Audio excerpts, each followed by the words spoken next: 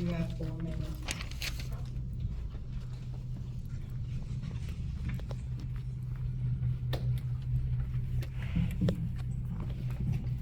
First of all, I'm glad my mayor's here because there's at least one fewer tyrant mayor in attendance.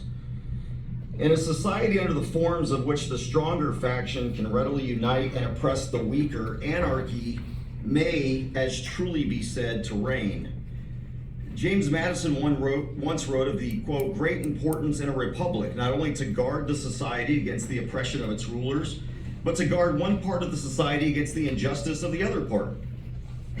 Madison went to great lengths to highlight the tyranny of the majority in the Federalist Papers number 51, and this is about RS 24-116. I'm gonna get there, I'm laying my predicate. He understood that, quote, different interests necessarily exist in different classes of citizen.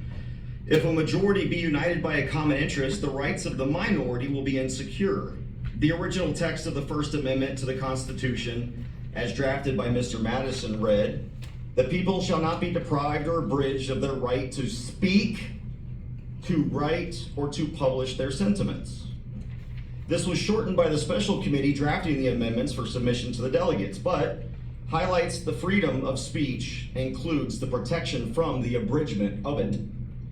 Yet despite these admonitions against infringing upon the right to speak freely, President John Adams, who was present at these debates, passed the Sedition Act.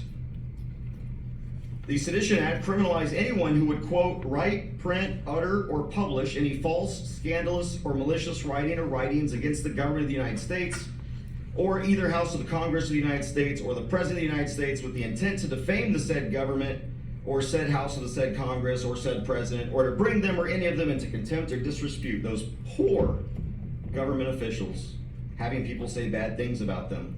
The horror they must have gone through. The act was used to suppress speech critical of the Adams administration. Now, while the act was allowed to expire in 1800, the Supreme Court noted it likely would have been ruled unconstitutional.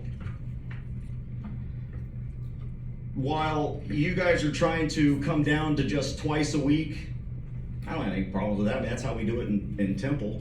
The problem is, y'all have a history of clamping down on the First Amendment. You know, you started with just these so-called rules of decorum or whatever, and then you decided, oh, stay on topic. We're not gonna let you talk about anything but what we want you to talk about. We are your masters in this temple of government. We, upon our high chairs of office up here, standing before you, elevated below you lowly citizens.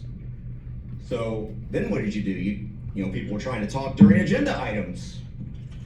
So now you're trying to make it even less.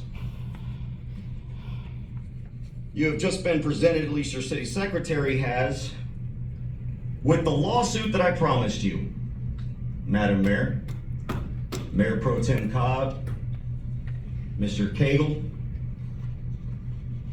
Not looking at me now, are you? You thought it was all talk when you wouldn't let us talk. Now that talk is in writing, you've been served. Mr. Price,